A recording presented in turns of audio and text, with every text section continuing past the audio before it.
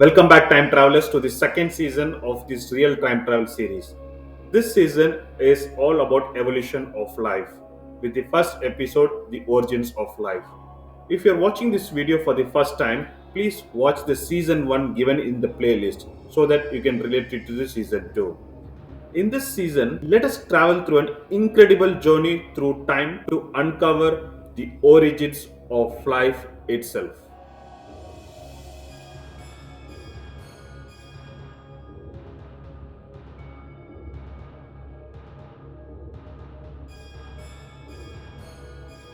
Today, we will deep dive to the birth of our life in the planet. In a groundbreaking work with reference to the origin of life 1924, Dr. Alexander Oparin proposed that the early Earth had the perfect conditions for something extraordinary, the birth of life. So, let's travel back to a time where life was just a dream, a time before organisms existed, where the building blocks of biology were just beginning to take the shape.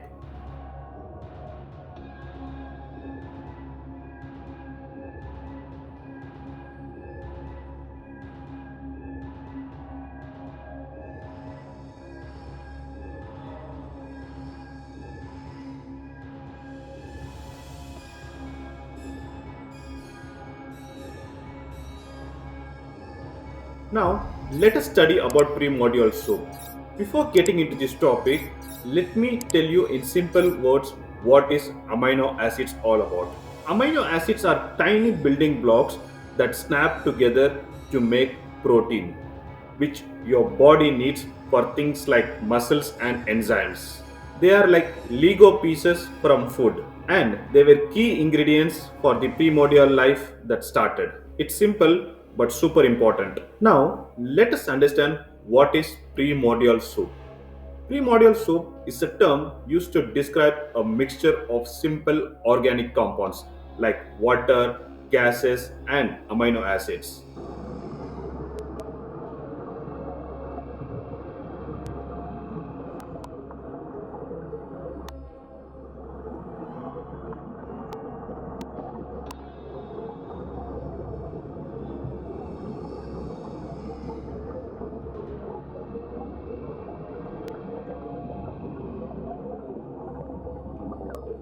Scientists think these elements existed in early Earth billions of years ago. It's imagined as a kind of chemical stew in the oceans where the first building blocks of life might have formed. Over time, these ingredients might have combined and reacted.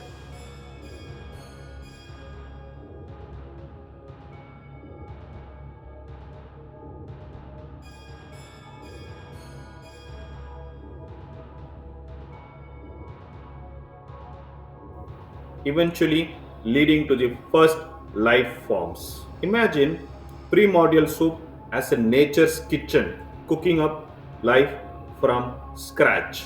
Now, just imagine this: the Earth, a chaotic, fiery ball in space with gases like methane, ammonia, hydrogen, and water vapor. These elements were essential for the first spark of life. Now, just imagine these elements are primordial soup, a vast chemical stew in early Earth's oceans, just waiting to come together. This soup was full of potential nature's chef, like lightning and volcanic activity, provided the heat and energy needed to kickstart chemical reactions.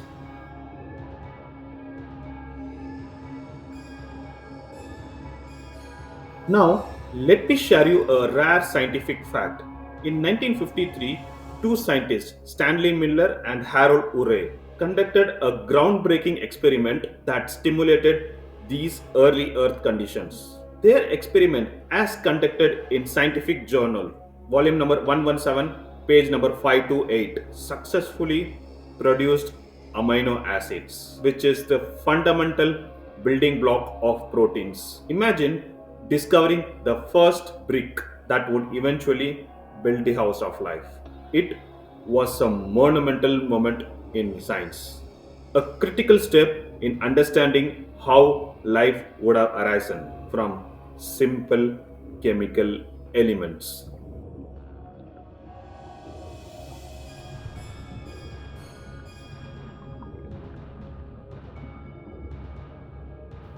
From amino acids, things began to evolve further. Let's fast forward to 3.8 billion years ago, where the first life forms were born.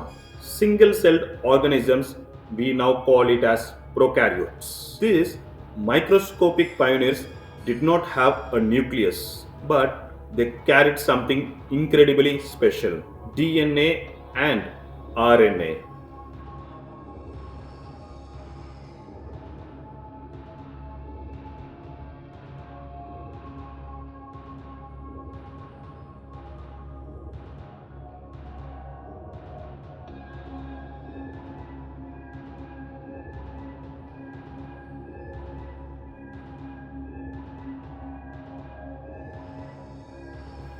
So, what exactly are DNA and RNA?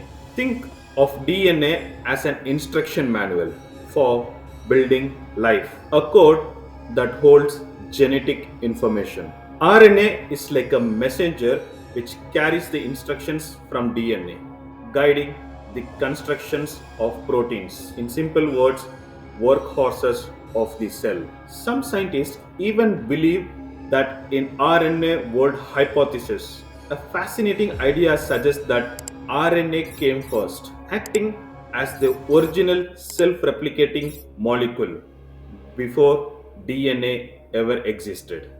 This hypothesis is supported by a document of Nature Journal, page number 785, further solidifying the cruciality of RNA in the earliest forms of life. Well, not all the scientists agree with the theory of primordial soup. An exciting alternative theory has emerged from the depth of the oceans. According to a study published in Science Advances of 2021 version, page number 1023.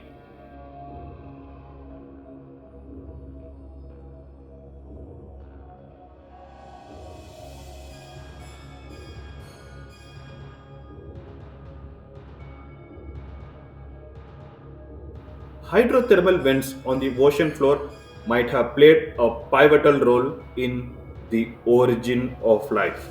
These underwater vents released hot, mineral rich water into the cold depths of the ocean, creating a natural laboratory for the essential molecules for life could form under the right conditions. Could life have begun in deep sea environments in their unique conditions instead of shallow ponds or volcanic shores? Scientists continue to debate this, but one thing is very sure: Earth was a place full of possibilities, and life was bound to emerge somewhere, somehow.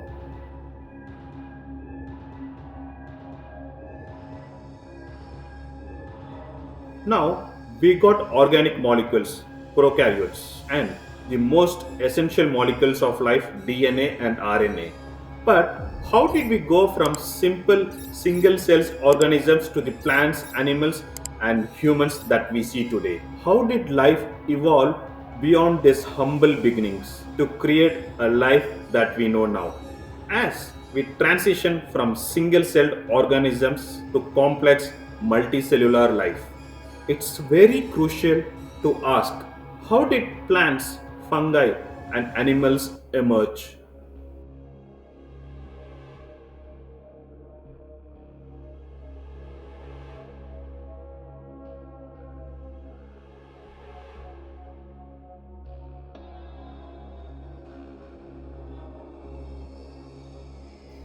Did plants come before animals, or did the first life of land arise in ways which we can't even imagine yet?